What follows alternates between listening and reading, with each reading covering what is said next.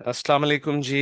आज हमारा पार्ट 3 होगा चैप्टर नंबर 1 का। चैप्टर 1 थोड़ा सा ज़रा लंबा है and at times it can be a bit dull इसके अंदर, क्योंकि बहुत ही ज़्यादा डिस्क्रिप्टिव और बेसिकली हिस्टोरिकल और जिसे कह सकते हैं जूरिस्प्रूडेंशियल किस्म के डिस्कशंस होते हैं, और कभी कभार एब्स्ट्रैक्ट और मॉरल डिस्कशंस भी आपके सामने आएंगे। तो आज हम इसी से रिलेटेड एक चीज़ पढ़ेंगे जिसका कभी कभार आप देखेंगे पास्ट पेपर्स में क्वेश्चन आ जाया करता है। वो है the relationship between law and morality. क्या मोरालिटी, इखलाकियात और कानून एक जैसी चीज है, एक ही है? यस या नो? इसको भी आगे देखते हैं। यू विल फाइंड आउट कि ये बड़ा एक इंटरेस्टिंग और बड़ा कॉम्प्लेक्स क्वेश्चन है। It's not as simple as it seems. देखिए, मोरालिटी की डेफिनेशन इसने बहुत अच्छी बात की है। इंग्लिश डिक्शनरी जो ऑक्सफोर्ड की गोल्ड स्टैंडर्ड कंसिडर की जाती है, वो कहता है a particular system of values and principles of conduct specially one held by a specific person और सोसाइटी। बेसिकली ये वो वैल्यूज हैं, ये वो जो है वो आप कह सकते हैं इखलाकियात हैं, वो इखलाकी कदरें हैं जो कि एक सोसाइटी या एक शख्स अपनी जिंदगी पे इम्प्लीमेंट करता है और बड़ा होने जो है वो अहम समझता है एक अच्छी जिंदगी गुजारने के लिए। उसका ख्याल है कि ये फॉलो थ्रू करनी चाहिए है। Morality can be A personal morality और कलेक्टिव मोरालिटी। ये पर्सनल भी हो सकती है। फॉर इंस्टेंस, एक शख्स जो है वो समझता है कि बैंक के अंदर पैसे फिक्स कराना सही बात नहीं है, वो सूद है। जबकि एक शख्स कहता है नहीं यार, जब कानून उसके बारे में कोई गलत बात नहीं तस्वुर करता तो हम उसमें कर सकते हैं इन्वेस्ट। तो ये पर्सनल मोरालिटी है। लेकिन एक शख्स जो बहुत प्रैक्टिसिंग मुस्लिम है, तो वो ऑब्वियसली रिबा जो सूद है उसे वो जो है वो अवॉइड करने की कोशिश करेगा। तो दैट कैन बी सोसाइटल और अ ग्रुप ओरिएंटेड मोरालिटी, के मुसलमान जो हैं वो इस तरह सोचते हैं। तो अमूमन जो मुसलमान हैं वो रिबा फ्री बैंकिंग के अंदर बिलीव करते हैं, वो कन्वेंशनल बैंकिंग के अंदर नहीं बिलीव करते। तो एक तो ये हो गया। इसी तरह जी, रिलीजन जो है ऑब्वियसली जैसे आपको मैंने अभी बताया है कि वो एक बहुत बड़ा ड्राइवर होता है मॉरलिस्टिक स्टैंड पॉइंट्स का। और अमूमन अमूमन उसमें जो है जो उसके अहकामात होते हैं मजहब के, वो प्ले आउट करते हैं। क्रिश्चियंस के लिए वो 10 कमांडमेंट्स हैं हजरत ईसा अलैहिस्सलाम ने जो दी। और जो है इसी तरह मुसलमानों के लिए जो है वो कुरान के अंदर जो कोड्स दिए हुए हैं, हर चीज के, शादी ब्याह इनहेरिटेंस हर चीज के हवाले से वो इम्पोर्टेंट हैं। सो although morality is concern with the issue of right, मैं आगे आ गया हूँ, and wrong, it is not at all black and white. क्योंकि एक शख्स जिसके लिए शायद एक चीज इमोरल हो, दूसरे शख्स के लिए वो शायद इतनी इमोरल ना हो या एक्सेप्टेबल हो। ये भी होता है। कभी कभार लोगों के डिफरेंट पॉइंट्स ऑफ व्यू होते हैं। फॉर इंस्टेंस के मुसलमान जो है पोर्क नहीं कंज्यूम करते, उनके ख्याल में बड़ी इमोरल और बुरी चीज है। लेकिन वेस्ट के अंदर वहां पे बहुत नॉर्मल है, उसकी प्रोडक्ट्स बहुत नॉर्मल है। तो लिहाजा ये कि it can be something that is very very subjective. तो एक ये इसका हो गया। इसी तरह जी आप देख सकते हैं मैरी वॉरनॉक एक सोशियोलॉजिस्ट हैं। She has something to say about this, and she says, I do not believe that there is a neat way of making of moral issues more for from all others. Some people at some time may regard things as matters of moral right and moral wrong, which at another time or in another place are thought to be matters of taste or of no importance at all. Moral attitudes change over time. This can be seen in attitudes to issues such as abortion, homosexuality, drugs and drink driving. बहुत सी चीजें जो आज से 20-25 साल 30 साल पहले बहुत बुरी समझी जाती थी, वो कुछ उसमें से नॉर्मल है, और कुछ चीजें जो पहले नॉर्मल समझी जाती थी वो अब बहुत बुरी समझी जाती है। यूके सोसाइटी जो है वो मल्टी कल्चरल है। उसमें पाकिस्तान, इंडिया, बांग्लादेश, अफगानिस्तान, चाइना, हर जगह से और ईस्ट इंडीज से बहुत ज्यादा लोग आके रहते हैं। ऑब्वियसली उनके अपने मजाहिब हैं, उनकी अपनी कल्चरल पिक्यूलियरिटीज हैं, वो साथ लेके आते हैं। तो ब्रिटेन एक मल्टी कल्चरल सोसाइटी है। इसलिए यहाँ पे आपको मोरालिटी जो है वो बहुत किस्म की मिलेगी, बहुत फ्लेक्सिबल मिलेगी।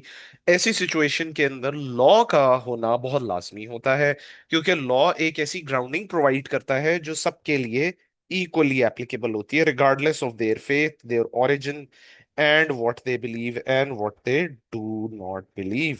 इसी तरह जी अगर हम लोग देखें सोशियोलॉजिस्ट है ईमल डर्कहाइम, ये बड़ा इंपॉर्टेंट आदमी है। ईमल डर्कहाइम की सोसाइटीज के ऊपर बहुत स्टडी है, और ये आप कह सकते हैं कि पायनियर्स में से है और सोशियोलॉजी के बड़े जायंट्स में से एक है। Increasing specialisation of labour, Durkheim कहता है कि causes a lot of moral fluidity, यानी लोगों के मॉरल्स चेंज हो जाते हैं या उतने ज्यादा हार्ड एंड फास्ट उसको फॉलो नहीं वो करते।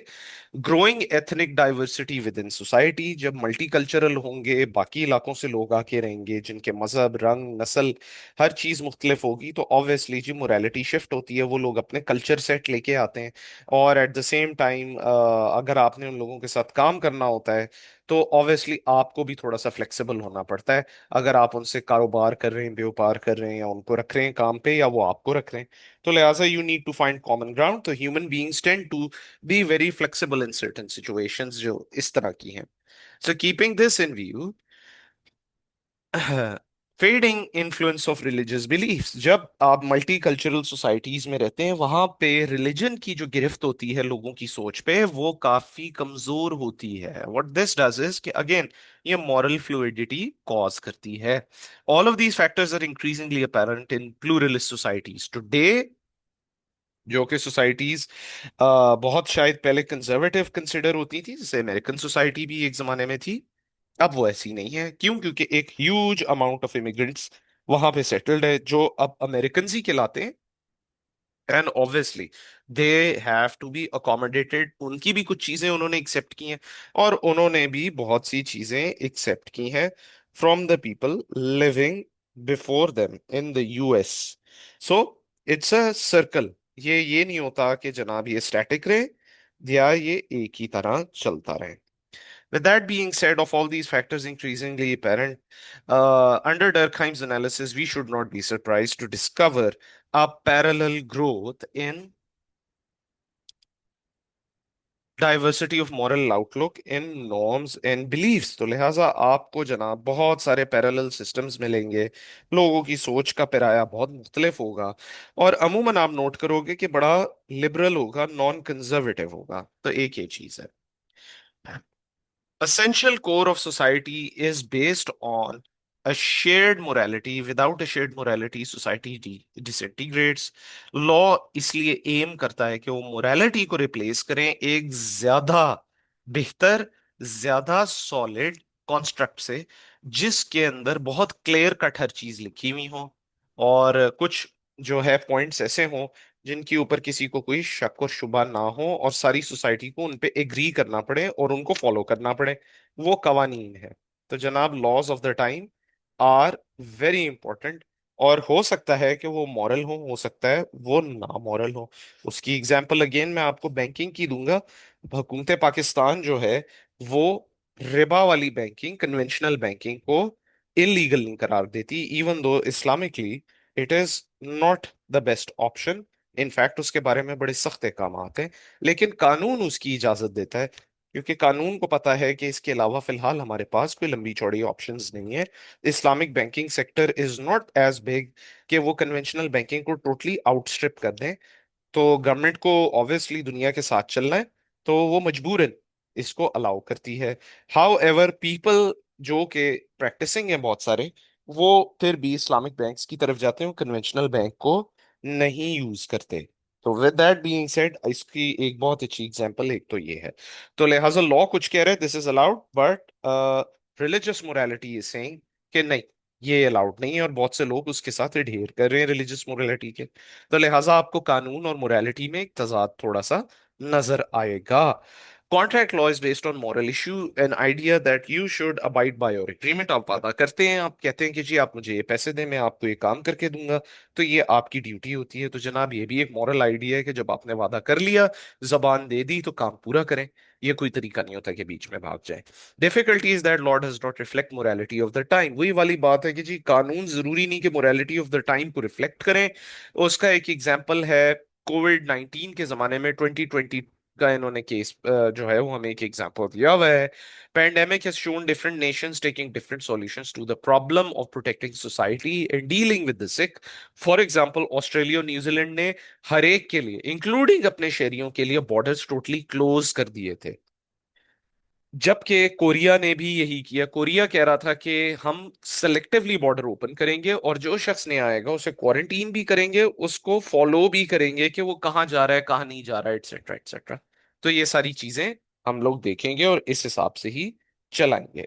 इसी तरह जी अगर हम देखें, South Korea continued their existing track and trace system developed to combat a previous virus. पहले भी जो है वो बर्ड फ्लू टाइप की उधर पैंडेमिक्स होती रहती है, तो लिहाजा जनाब उनको कंट्रोल करने के लिए उन्होंने ऑलरेडी एक tracking and tracing software system बनाया हुआ था।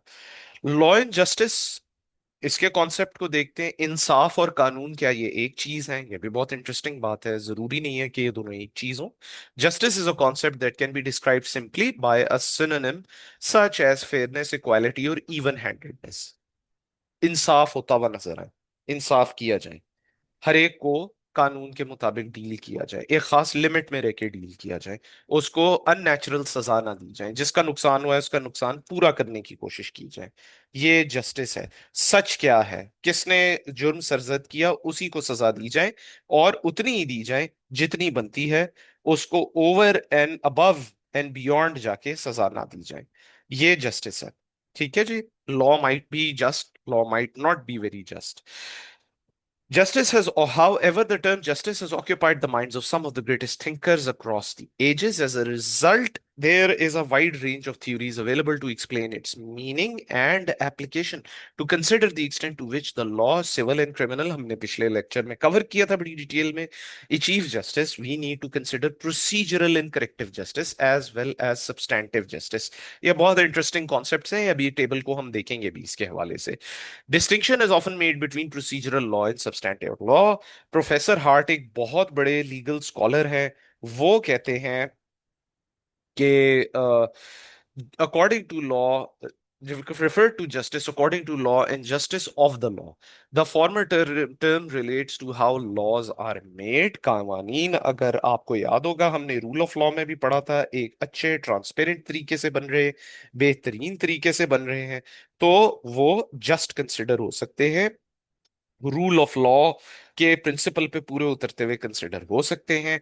लेकिन अगर एक ऐसी पार्लियामेंट है जिसका कोई सिस्टम किसी को नहीं पता किस तरह काम करता है, आपसे पूछे बगैर, आपसे इलेक्ट होके हुए बगैर सीधे आते हैं और कहते हैं कंग्रेचुलेशंस जी, कल से ये कानून है, अगर आप इस तरह वॉक करेंगे तो उसका जुर्माना होगा, अगर इस तरह वॉक करेंगे तो अब सही होगा। तो ये कोई खास जनाब वो जस्ट और रूल ऑफ लॉ के मुताबिक लॉ मेकिंग ना होगी। हाँ, अगर वो कहते हैं कि जी हम प्रॉपर बिल बनाएंगे, उसका ये सब्जेक्ट है, उसके लिए फला एमपी ने वोट किया फला ने नहीं किया, एमपीज इस पे बहस कर सकते हैं, अपने हलके के लोगों के जो उसमें सिफारिशात हैं इंक्लूड कर सकते हैं, और अपने हलके के लोगों की जो उसके हवाले से खौफ है या कोई फेयर्स हैं किसी कानून के मुताबिक, वो कहते हैं नहीं जी हमारे तो ख्याल में ये मिसयूज होगा, तो वो रिप्रेजेंट कर रहा है पार्लियामेंट के अंदर। अगर वो ये सब चीजें कर रहा है और लोगों को पता है कि कानून साजी किस तरह अमल में लाई जाती है और उसका तरीक़ेकार क्या है उसको इस्तेमाल करने का और उसको अमल में लाने का, तो फिर तो इट्स प्रिटी गुड। यानी कि ये भी जस्टिस का एक बहुत अच्छा हिस्सा है, एक ग्रेट चंक है of the concept of justice. लेकिन अगर इसमें से कुछ नहीं हो रहा है, एक डिक्टेटर है बैठा हुआ जो सुबह शाम ऑर्डिनेंस निकाले जाता है और वो अंडे की तरह जनाब दे देता है, it's like a chicken laying legal eggs, तो वो जनाब जस्ट लॉज नहीं है। तो फिर ऐसा कानून जस्टिस से काफी दूर हो जाता है, क्योंकि वो ऑटोमेटिकली रूल ऑफ लॉ के प्रिंसिपल से दूर हो जाता है। और ये कि कानून की एम होती है जस्टिस करना अमूमन। How the legal system operates. The latter to the laws themselves, it is a useful distinction upon to which to base the topic. देखिए जी, जस्टिस होता है तीन तरह का। एक होता है प्रोसीजरल जस्टिस, कवानीन किस तरह बनाए जाते हैं, उनको इन्फोर्स कैसे किया जाता है, उनको अमल दरामद उन पे कैसे होता है, उन्हें अमल में लाया कैसे जाता है अकॉर्डिंग टू फेयर प्रोसेसेस। एक तो ये।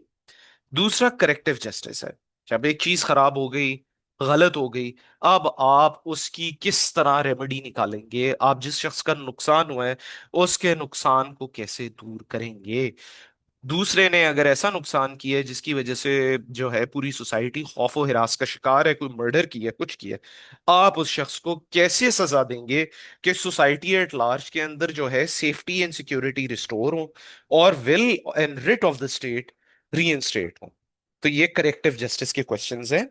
फिर है सब्सटैंटिव जस्टिस, यानी कि content of the law itself must be just. आपने जो कानून साजी बनाई है किया है उसकी ऑर्गेनाइजेशन, उसकी कोडिफिकेशन, उसकी किताबों में लिखना और उसकी तरसील लाइब्रेरीज में, ताकि लोग जाके उसे पढ़ सकें, रेफरेंस ले सकें। यह बहुत लाजिम व मलजूम है। पाकिस्तानी लाइब्रेरीज तो ना होने के बराबर है सैडली। लेकिन आपको मैं एक बात बताता चलूं, पूरी दुनिया में, वेस्टर्न वर्ल्ड में खासतौर पे, लाइब्रेरीज में लॉ का एक बड़ा लंबा चौड़ा सेक्शन होता है। आपको वहां पे लोग तैयारी करते पढ़ते हुए नजर आएंगे। वहां पे बहुत से लोग ऐसे होते हैं, स्पेशली ब्रिटेन में, जो छोटे स्मॉल कॉजेस टाइप के जो केसेस होते हैं। लेट से कोई दुकानदार है, उसके किसी ने उधार देना था, वो उधार नहीं दे रहा, तो ना कि वो टोटली एक सोलिसिटर को हायर करे, वो नोटिस भेजने के लिए एक सोलिसिटर को हायर कर लेता है। लेकिन वो केस की पैरवी खुद करता है, बहस भी खुद करता है, क्योंकि वो बड़ा इनफॉर्मल सा होता है। आगे हम देखेंगे भी कि सिविल केसेस जो हैं वो किस तरह के होते हैं, सिविल कोर्ट्स किस तरह की होती हैं, और वो किस तरह का बिजनेस हैंडल करती हैं डेली बेसिस पे। ये एक चैप्टर आगे आएगा, उसके अंदर जब आप पढ़ोगे तो आपको समझ आ जाएगी कि सर अली क्या कहना चाह रहे हैं। तो लिहाजा वो बहुत तैयारी करते हैं, वो खुद पढ़ के जाते हैं, और जज उनसे डायरेक्ट खुद सवाल करते हैं, जी सर, ये जी मैडम, आप बताएं कि ये हुआ, फिर उसके सवाल का जवाब देता है। सेक्शन उसके अंदर कोट करता है, बकायदा केस लॉज कोट करते हैं, अपनी आर्ग्यूमेंट करते हैं। उनके यहाँ इस प्रैक्टिस को इनकरेज किया जाता है।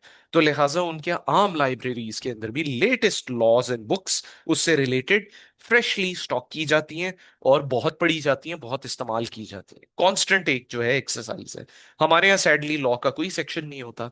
इनफैक्ट हमारे यहाँ एक करीब लाइब्रेरी है, बहुत बड़ी, मेरे घर के करीब है इनफैक्ट, गैरिसन लाइब्रेरी। तो वहां पे लॉ का कोई सेक्शन नहीं, because I donated a lot of my older library to them. तो लॉ बुक्स में वो कोई खास इंटरेस्टेड नहीं थे। वो कोई खास इनकरेज नहीं करती पाकिस्तानी लाइब्रेरीज के लोग कानून पढ़ें कि जी ये कोई नहीं पढ़ता फलाना फलाना। लेकिन एक है, ये एक बहुत इंपॉर्टेंट चीज है। अगर आप चाहते हो सब्सटैंटिव जस्टिस भी आप अचीव करो, कि लॉ का जो स्ट्रक्चर है लोग जाने, उसका इस्तेमाल जाने, उसकी टेक्स्ट का मतलब, इम्प्लीमेंटेशन, और वो क्यों बनाई गई, और उसको ऑर्गेनाइज किया गया तो क्या ऐसे ऑर्गेनाइज किया गया है। फॉर इंस्टेंस, अगर आपने सिविल प्रोसीजर का कोई क्वेश्चन है आपके माइंड में, कि मेरा वकील ये कहता है कि जनाब ये एप्लीकेशन फाइल होगी, अब वो सही कहता है या गलत कहता है, I need to study up on this thing. To do that, they will absolutely have to study law books. तो क्या वो लॉ बुक से क्वेश्चंस आंसर कर रही हैं, या वो ऐसे लिखी हुई हैं कि किसी को समझ ही नहीं आती। तो यस, ये भी जस्टिस का एक बहुत बड़ा हिस्सा है, और यहाँ पे मैं कहूँगा सैडली पाकिस्तानी लॉ कुछ हद तक लैकिंग है। बहुत बेहतर है बहुत से ममालिक से, थर्ड वर्ल्ड कंट्रीज जो बाकी हैं, या सेकेंड वर्ल्ड कंट्रीज हैं, उनसे फिर भी बहुत बेहतर है। लेकिन still there is a lot to be desired. आपकी जो लैंग्वेज होती है ऑफ द लॉ, और आपकी जो लॉ मेकिंग है, वो बड़ी ईस्ट इंडिया कंपनी एस्क किस्म की है, और बड़ी अजीबो गरीब किस्म की डेफिनेशंस हैं, जो कि शायद ब्रिटेन के अंदर भी लोगों को प्रॉब्लम हो, बैरिस्टर्स को भी समझने में, या what are we actually trying to achieve here and what are we trying to say here. क्योंकि हम पे स्कॉच लॉ का बहुत ज्यादा असर है, क्योंकि ईस्ट इंडिया कंपनी की ज्यादातर जजेस and bureaucrats Scottish Irish descent के थे। उनको भेज देते थे ब्रिटिश बाहर इंग्लिश जो हैं, क्योंकि ये लोग वरना लड़ते मरते थे, शोरिश करते थे। उन्होंने कहा यार इनको कोई नौकरियां दे देते हैं, और इनको अनलोड कर देते हैं, ये जो इन्होंने खराबियां करनी है ये इंडिया के अंदर करते रहें, as long as they make sure कि इंडियन सब कॉन्टिनेंट की वेल्थ हमारी एम्पायर में आ रही है। That's about it. So sorry मैं डाइग्रेस कर गया यहाँ पे, ये एक आपके लिए जनरल नॉलेज का एक अच्छा पॉइंट है। इन एनी केस जनाब, तो लिहाजा ये बहुत इंपॉर्टेंट होता है। बाकी अब प्रोसीजरल और करेक्टिव जस्टिस और सब्सटैटिव जस्टिस को चाहो तो इन डिटेल आप पढ़ भी सकते हो। मोर और लेस इसमें वही बातें हैं जो मैंने की हैं। इसके अंदर बस ये है कि प्रोसीजरल जस्टिस के अंदर उसने बताया कि आपका जो प्रोसीजर है वो क्लियर होना चाहिए, इजी टू अंडरस्टैंड होना चाहिए, लॉजिकल एंड इजीली नेविगेबल होना चाहिए, कि लोगों को रगड़ा ना लगे केसेस की पैरवी करते हुए, उनको जल्द अज जल्द केस रेजोल्यूशन मिले, और उन्हें सही अदालत का, सही फोरम का, और सही एप्लीकेशंस का, और जो पेपर वर्क है उसका पता चलना चाहिए। ये इसका हिस्सा है प्रोसीजरल जस्टिस का। एट द सेम टाइम, अगर कोई शख्स जो है बहुत लेजिबल है, बहुत एलिजिबल है, और डिजर्व करता है कि उसे लीगल एड दी जाए, क्योंकि उसके अपने पास पैसे नहीं है, और उसके कोई बड़ा इंपॉर्टेंट राइट है जो कि मुतासर हो रहा है, तो उसको लीगल एड उसके लिए प्रोवाइड की जाए, ये भी प्रोसीजरल जस्टिस का हिस्सा है। उसके लिए आप यहाँ देखोगे 2012 का एक कानून है, जिसका इन्होंने रेफरेंस दिया हुआ है हेयर, जहां पे मेरी ये भी एरो है, कर्सर है, legal aid sentencing and punishment of offenders act, LASPO 2012 reduced the availability of legal aid। ये डेविड कैमरन साहब की हुकूमत के दौरान जो है वो हुआ था। He was prime minister of the United kingdom.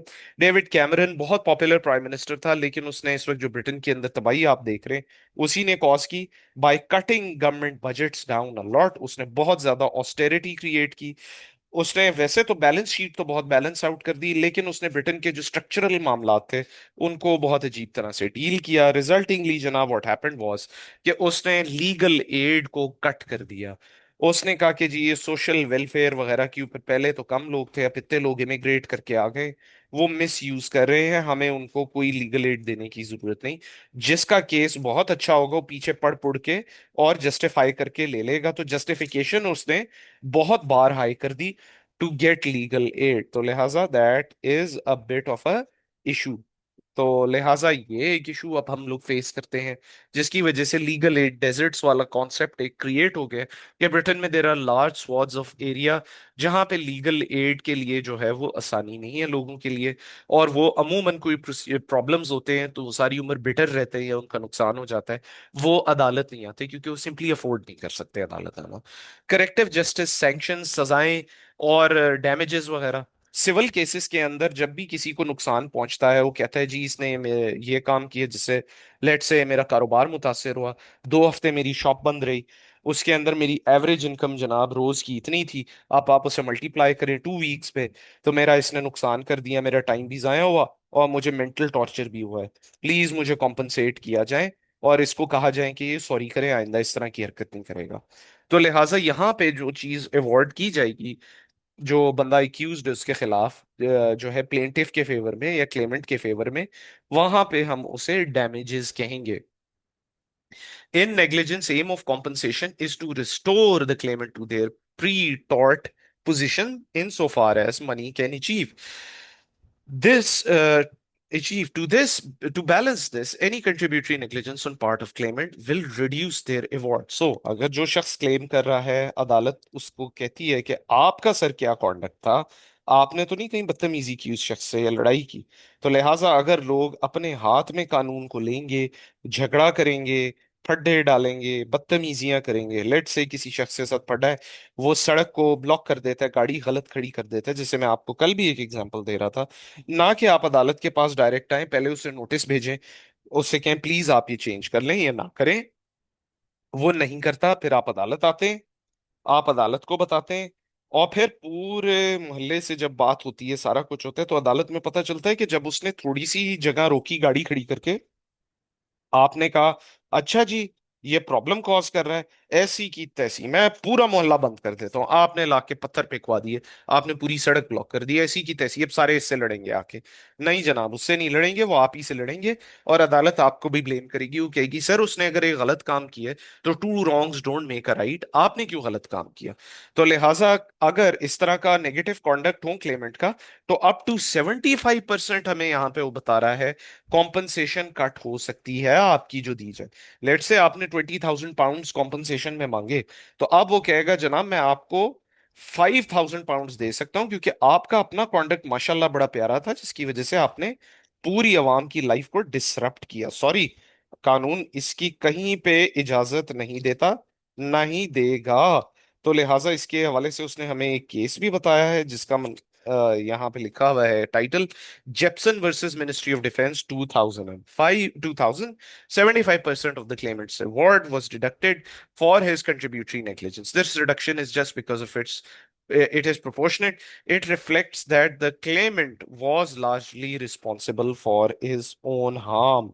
तो लिहाजा खुदा ना खास्ता कोई एक्सीडेंट कॉज हुआ है या कुछ है, और एक शख्स जो है वो दूसरे के साथ जाके टकरा गया किसी की रैश ड्राइविंग से, वो जो है मुतासिर हुआ है, तो कैमरास लेट से व्यू करते हैं एविडेंस में बाद में और सारा कुछ होता है, पता चलता है जो साहब हिट हुए हैं, बाकी कोई नहीं हिट हुआ, ये हिट हुए हैं दूसरे की रैश ड्राइविंग से। बहुत बुरी बात है, ये भी नहीं होना चाहिए था, लेकिन ये सेलफोन पे मसरूफ थे, अगर शायद ये सेलफोन ना यूज कर रहे होते तो एक्सीडेंट ही ना हुआ होता, ये गाड़ी को इधर उधर कर लेते। In that case he would have been entitled to a greater portion of the compensation. लेकिन क्योंकि वो खुद भी सेलफोन पे मसरूफ थे, इन्हें नजर ही नहीं आया कि वो बंदा आउट ऑफ कंट्रोल गाड़ी लेके आ रहा है या रैशली ड्राइव कर रहा है, तो लिहाजा यहाँ पे अदालत कहेगी नहीं सर, 50% तो आपकी भी रिस्पॉन्सिबिलिटी है ना, अगर आप थोड़े से केयरफुल होते तो शायद एक्सीडेंट होता ही ना। लिहाजा अब हम 10,000 या 15,000 पाउंड नहीं देंगे, हम उसका 50% आपको अवॉर्ड एज डैमेजेस करेंगे। That is it. ठीक है। इसी तरह जी कॉन्ट्रैक्ट लॉ पे आ जाए, basis of assessment of damages, ये भी एक सिविल लॉ की कैटेगरी है। Is loss of the bargain, जो मैंने आपको दुकान का बताया, 2 हफ्ते दुकान बंद रही, आपने किसी से जनाब बात की थी कि जनाब बहुत बड़ा कॉन्ट्रैक्ट है, आप फुलफिल करेंगे, मैं आपको ये पैसे देता हूँ, 2 हफ्ते के अंदर अंदर माल पहुंचा दें, वरना जनाब मेरा कॉन्ट्रैक्ट आगे तबाह बर्बाद हो जाएगा, माल अगर नहीं पहुंचेगा। उसने आपका माल 3 महीने नहीं पहुंचाया, उसका रिजल्ट ये हुआ कि आपका कॉन्ट्रैक्ट डिस्ट्रॉय हो गया, आपकी गुडविल मार्केट में तबाह हो गई, सारा कुछ हो गया। तो जनाब इसमें loss of bargain, mental torture, inconvenience, सारी चीजें फिर हम अकाउंट फॉर करते हैं। ये जरा ज्यादा कॉम्प्लिकेटेड होता है। और इसका उसने एग्जांपल हमें बहुत अच्छा दिया है यहाँ पे, केस लॉ ये आप देख सकते हैं, Victoria Laundry Limited versus Newman Industries Limited. The judgments in two cases above reflect the concept of proportionality, यानी कि डैमेज जितना आपका भी उसमें कंट्रीब्यूशन है उतने पैसे काट देगी अदालत आपके क्लेम में से, बाकी आपको अवॉर्ड कर देगी। बाकी वो क्लेमेंट को कहेगी कि अगर आपने ये केयर शो किया होता तो शायद नुकसान इतना ना होता सर, तो लिहाजा हम ये वाला हिस्सा तो नहीं आपको दे सकते। हाँ, हमारे ख्याल में यहाँ तक आपने प्रूव किया है कि ये अनअवॉइडेबल था, ये दूसरे की गलती है, इसके हम आपको लिक्विडेटेड डैमेजेस या अवॉर्ड ऑफ डैमेजेस दिलवा देते हैं। क्रिमिनल लॉ में आ जाए, क्रिमिनल लॉ में आ जाएं जी, trial by jury enables jury members to use their view of justice rather than adhering to strictly to the rules of law and evidence presented to them. In R versus Ponting 1985, a civil servant was charged under the Official Secrets Act for releasing secret information about the sinking of the Argentinian warship General Belgrano. The judge told the jury that any public interest in the information did not provide a defense, but the jury acquitted him. Rules of evidence adopted in criminal trials seek to balance the interests of the parties' actions. For this reasons, evidence of previous convictions is not generally admissible unless the facts are strikingly similar कि आदि मुजरिम है शख्स, otherwise उसको ignore करेंगे। Basically शुरू से from the top देखते हैं क्या हमें कहने की कोशिश कर रहा है।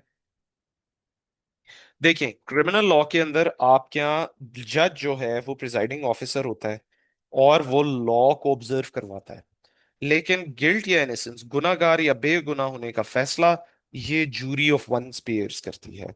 जूरी हम क्यों रखते हैं? क्योंकि जूरी जो है वो ये देखती है कि क्या मॉरली, क्या सोशली, एथिकली ये बंदा सही काम कर रहा है। वो सिर्फ लेटर ऑफ द लॉ से बाउंड नहीं होते और एविडेंस से, वो ये भी देखते हैं कि बंदे का कॉन्डक्ट अदालत में क्या है और कोई मिटिगेटिंग सर्कमस्टांसेस हैं। तो लिहाजा इससे इन थ्योरी ज्यादा जस्टिस होने का चांस होता है। At the same time jury हर तबका और हर मकतबा फिक्र के से ताल्लुक रखने वाले लोगों से होती है, तो लिहाजा 12 लोग होते हैं उसमें आइडियली, और उसकी वजह से वो एक balanced view point of the world लेके आते हैं सामने। ऐसा नहीं होता कि जनाब कि वो एक इलीट्स बैठे हुए हैं या एक इलीट जुडिशियल ब्यूरोक्रेट जिसका नाम जज है वो बैठा हुआ है, बहुत अच्छा पढ़े लिखे फैमिली से है, और जनाब वो जो बंदा सामने आता है उसे समझ ही नहीं सकता कि इसकी शायद क्या मजबूरियां थी जिसकी वजह से इसने किया, या हो सकता है कि ट्रैप हो रहा हो, ऐसा नहीं है। तो लिहाजा ये चीजें अवॉइड करने के लिए जूरी बड़ी जबरदस्त है। इसलिए जूरी ट्रायल्स के अंदर कहते हैं कि वकीलों के लिए काम आसान होता है क्योंकि उन्होंने एक्टिंग ज्यादा करनी होती है, शायद कानून के ऊपर नॉलेज शायद उनकी इतनी ना हो, लेकिन अगर उन्होंने जूरी के माइंड में शक डाल दिया और जूरी ने इक्विट कर दिया फिर, तो उनका काम बन जाता है, दे विन द केस। सो यहाँ पे भी उन्होंने एक केस हमें बताया है जी, आर वर्सेस आर का नाम याद रखें कि जब भी आएगा इसका मतलब है सरकार बरतानिया वर्सेस पॉन्टिंग। तो मिस्टर पॉन्टिंग एक ऑफिशियल थे डिफेंस मिनिस्ट्री के जिन्होंने ये लीक कर दी इंफॉर्मेशन कि जनरल बेलग्रानो नाम की एक वॉरशिप है अर्जेंटीनियन नेवी की, वो डुबा दी गई है। अभी वो इंफॉर्मेशन पब्लिक नहीं की गई थी, ये फॉकलैंड वॉर्स का वाकया है 1980s का। तो लिहाजा जनाब उन्होंने 19 आई थिंक अर्ली 80s का, very early 80s if I am not wrong. तो व्हाट हैपेंड वाज कि उसने जनाब पब्लिक कर दी, ये न्यूज़ ब्रेक कर दी। अभी ऑफिशियली मिनिस्ट्री ऑफ डिफेंस ने ये डिक्लेयर नहीं की थी, ये क्लासिफाइड या कॉन्फिडेंशियल इंफॉर्मेशन थी। तो वैसे तो उसने ऑफिशियल सीक्रेट्स एक्ट को ब्रीच किया, लेकिन जब जूरी के सामने उसे रखा गया जूरी ट्रायल के दौरान, तो जूरी ने ये कहा कि भाई इसने, ठीक है अगर एक दिन पहले बता दिया, ये 6 घंटे पहले बता दिया, उससे क्या हो गया, शिप वापस तो नहीं आ गई ना, या अर्जेंटीनियन नेवी ने शिप को बचा तो नहीं लिया ना, डूब चुकी थी ऑलरेडी। तो ये तो पता ही चल जाना था, अखबारों में आ जाना था। ऑफिशियल सीक्रेट्स एक्ट एक बात कह रहा है कि आपने जब तक प्रेस रिलीज की इजाजत नहीं होगी, आप नहीं रिलीज करेंगे चीज को, आप इंफॉर्मेशन नहीं लीक कर सकते, वो ट्रीजन है, गद्दारी है। लेकिन इसने नो हार्म नो फाउल कोई भी ऐसी चीज नहीं की, हमारे ख्याल में ये बंदा नॉट गिल्टी है, तो लिहाजा उसकी जान बख्शी हो गई। फॉर दिस रीजन, इसी तरह पिछली जो कन्विक्शंस हैं उसका भी जो है रिकॉर्ड आप बतौर सबूत नहीं पेश कर सकते, अनलेस वो आपने आर्ग्यूमेंट यूज करनी हो और वो बंदा एक ही क्राइम बार बार कर रहा है। फॉर इंस्टेंस कोई शख्स है, वो अब्यूज के लिए बदनाम जमाना है कि ये बंदा बड़ा गलत आदमी है, ये अपने जो है स्पाउस या पार्टनर को अब्यूज करता है, मारता पीटता है, और इस तरह का है, इसका ट्रैक रिकॉर्ड है, मीन ड्रंक है, तो यस फिर तो उसका कॉन्डक्ट जनाब मैटर करेगा। अगर उसने एक या दो अपने जो है वो पार्टनर्स के साथ ये किया है, वाइफ्स के साथ किया है, तो जनाब दिस इज रेलेवेंट इंफॉर्मेशन। यहाँ पे फिर जनाब उसे यूज किया जाएगा कि ये बंदे का आदी कॉन्डक्ट है, ये डेंजर है to himself and to women around him, तो इसको जनाब दूर रखा जाए, रिस्ट्रेनिंग ऑर्डर भी दे, और इसे जरा 6 महीने साल जो भी सजा बनती है वो भी दी जाए, जरा कूल ऑफ करके आए प्रिजन से, उसको इसकी सजा मिले, आइंदा ना ये करें इस तरह की हरकत। और जिस जिस तरह वो बार बार रिपीट ऑफेंस करेगा तो उसकी सिवेरिटी सजा की बढ़ती जाएगी। So with that being said, in certain cases it is actually relevant, in other cases it is not relevant.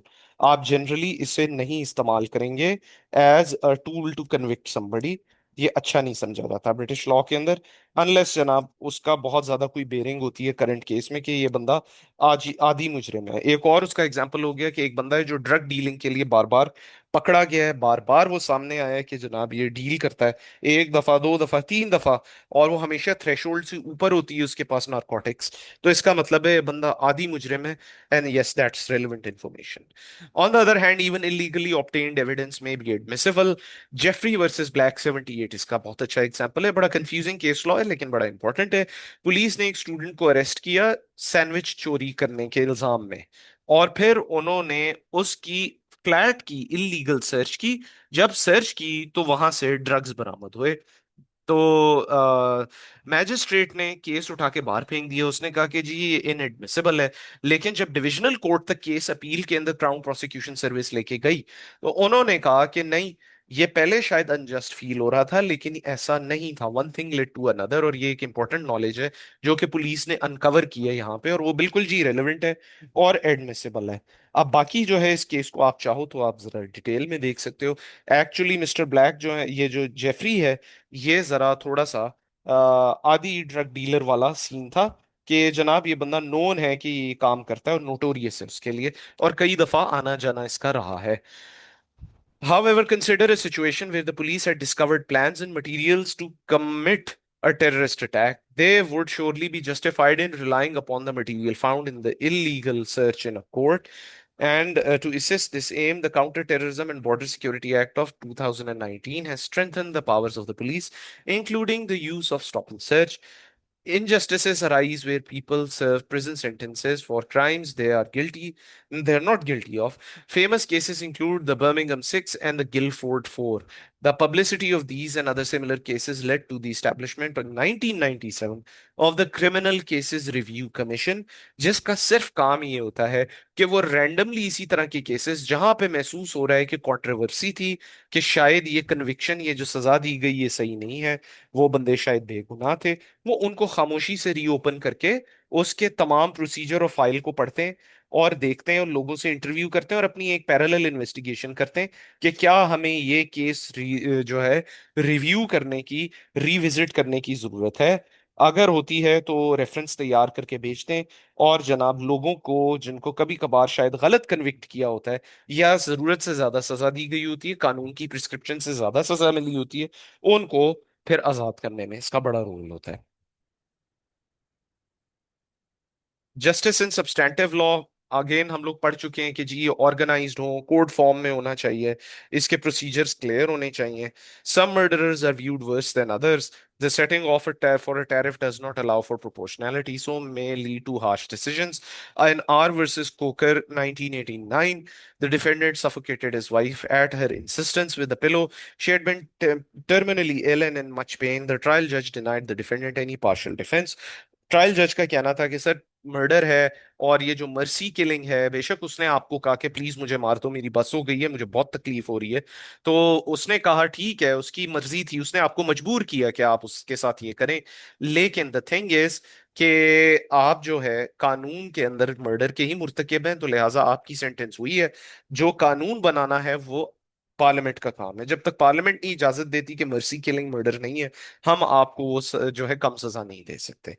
However, judge may be inclined to provide a measure of justice by imposing a reduced tariff period. वो ये कर सकता है कि क्योंकि आप एक आदी मुजरिम नहीं, आप कभी भी आपका कोई रिकॉर्ड नहीं, दूसरा ये कि आप बहुत अंडर प्रेशर थे और आपको मजबूर किया गया ये काम करने के लिए, तो लिहाजा हम ये मिटिगेटिंग सर्कमस्टांसेस के तौर पे कंसिडर कर सकते हैं, rather than murder in the first degree जिसकी जो है वो कंप्लीट लाइफ सेंटेंस जो है वो सजा है, हम आपको कम सजा दे देते हैं थोड़ी सी. दैट इज द मैक्सिमम अ जज विल डू. इसी तरह आर वर्सेस इंग्लिश है, द डिफेंडेंट किल्ड हर सन, क्योंकि उसके अंदर भी जो है यही केस था कि उसका सन टर्मिनली इल था, डिसेबल हो चुका था, बुरा हाल था उसको और बहुत पेन में था, उसने उससे मार दिया, मर्सी किलिंग की. और यहाँ पे जनाब यही कहा गया कि ट्रायल जज imposed a 9 year tariff period reduced on appeal to 5. Lord Judge said mercy killing is murder until Parliament decides otherwise. Law recognizes a distinction between withdrawal of treatment for life support, which may be lawful, and active termination of life, which is unlawful. Contract law के भी इसी तरह example दिए हुए हैं, ये हम कल इंशाल्लाह देखेंगे.